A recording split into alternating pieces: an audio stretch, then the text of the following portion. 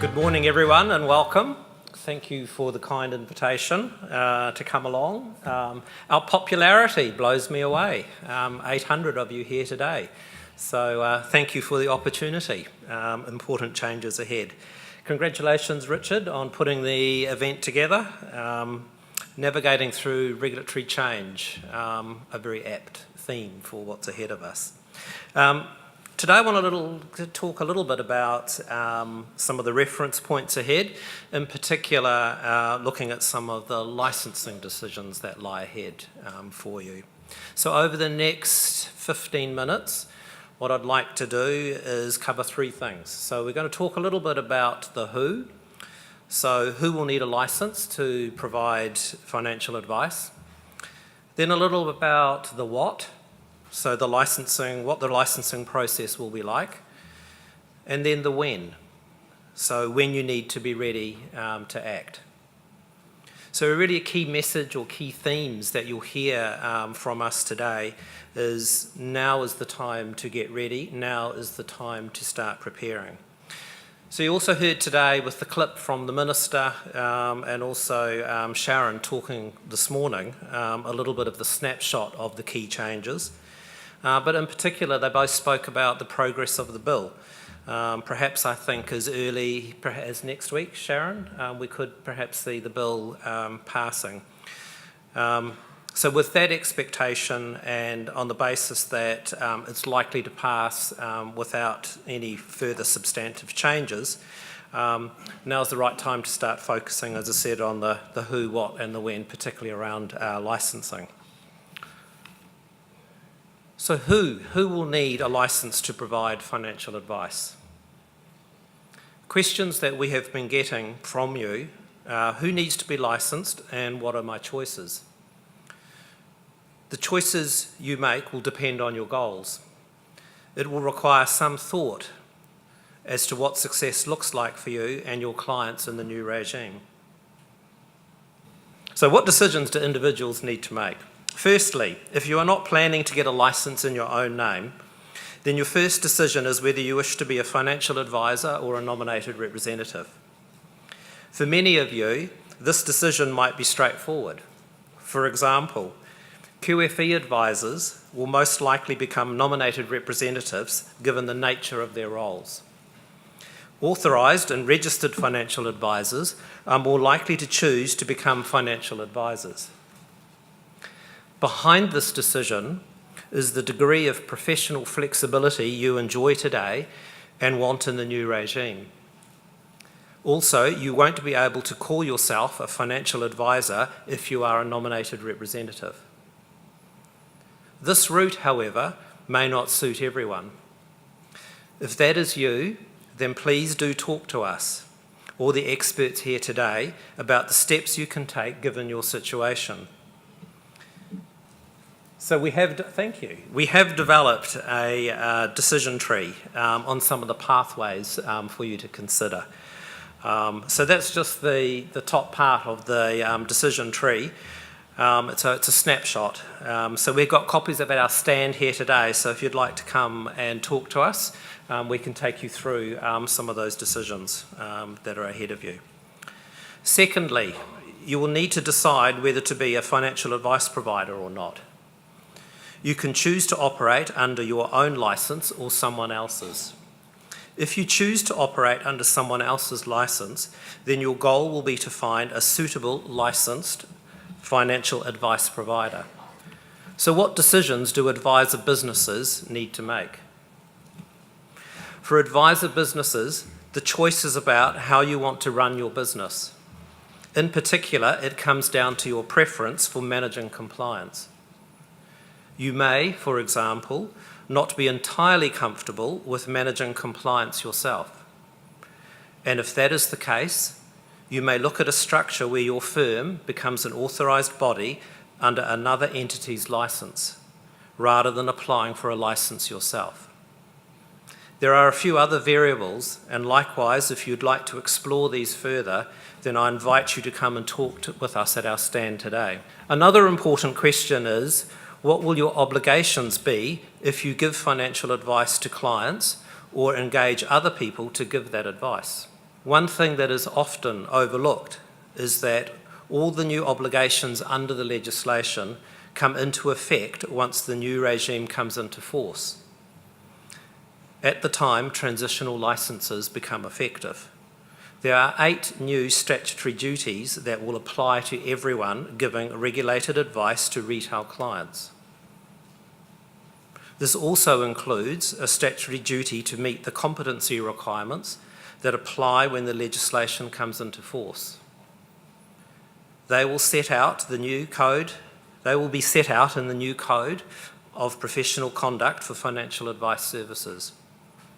However, a competency exemption applies throughout the 2-year transitional period for many people. So do remember that the competency exemption is not a conduct exemption. For those of you who are keen, section 431 of the draft legislation lists out the obligations. Let's talk about the what the licensing process will be like. We will be developing clear and easy to understand licensing guides to help applicants through the licensing process. Nonetheless, a few words on licensing. There are 2 phases to the licensing process, transitional and full. Transitional licensing will be straightforward and fully accessed online. However, with a large number of applications expected, it's best to get in early once applications open.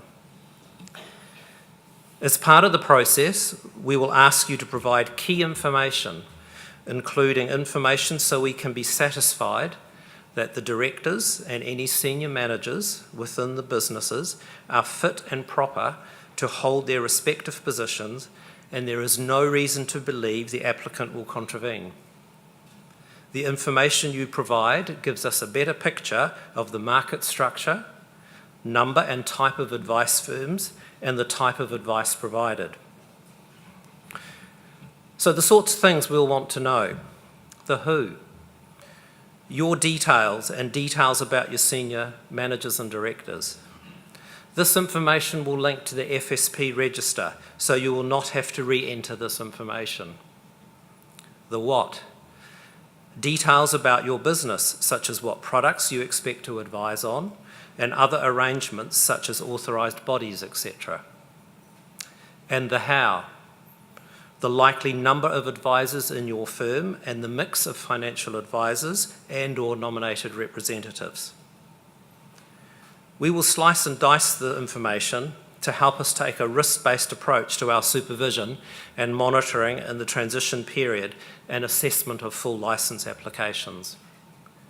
While there may be some instances when we need to get further information to assess a licence application, in most cases, we expect your transitional licence application can be processed without any further request for information.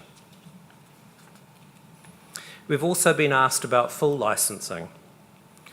Full licensing will also be an online application process.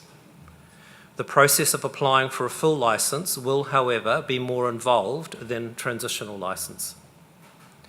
However, the information you need to provide will vary depending on factors such as the size and nature of your business and the services you provide.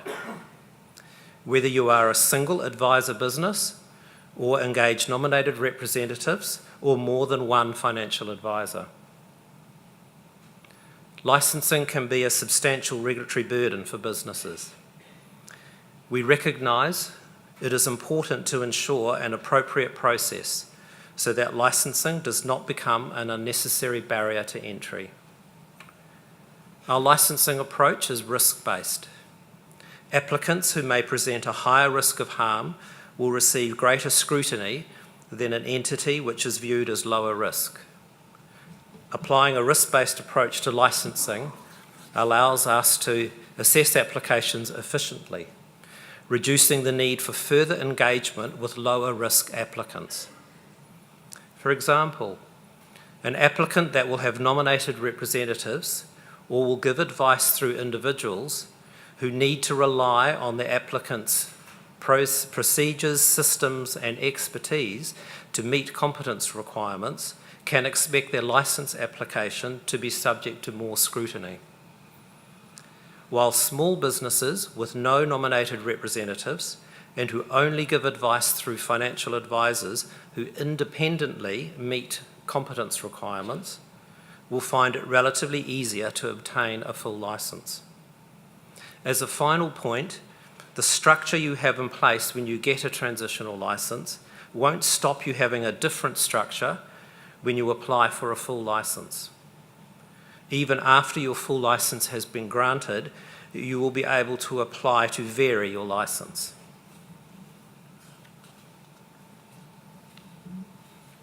Enforcement. Thank you, Richard. What will be our approach to enforcement? One question asked by advisor businesses is about our enforcement approach in the event our monitoring uncovers non-compliance. We expect most participants will comply willingly with the regulatory requirements if they know how. We will look at educating and meeting with these participants. Other participants, including minimalists, opportunists, and deliberate or reckless non-compliers, require further incentives to encourage them to comply. For these participants, a range of regulatory tools are available, including meetings, feedback letters, warnings, directions, or stop and prohibition orders. For others who engage in serious misconduct, prompt and effective prosecution or civil litigation is required to hold the offender to account, to punish the misconduct, to denounce and deter, and/or to achieve compensation for the aggrieved parties. The choice of tool depends on the seriousness of the non-compliance, the impact and potential harm. So on to the when you need to be ready and act.